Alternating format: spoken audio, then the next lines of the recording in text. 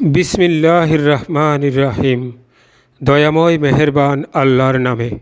অনেক যুদ্ধেই আল্লাহ তোমাদের বিজয়ী করেছেন।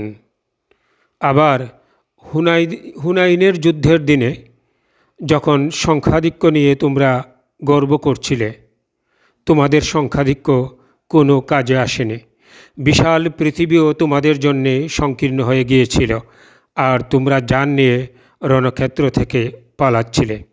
তখন আল্লাহ তাঁর রসুল অবিশ্বাসীদের ওপর প্রশান্তি বর্ষণ করেন আর অবতীর্ণ করেন অদৃশ্য শক্তি, যা তোমাদের কাছে দৃশ্যমান হয়নি, আর তিনি সত্য স্বীকারকারীদের কঠিন শাস্তি প্রদান করেন।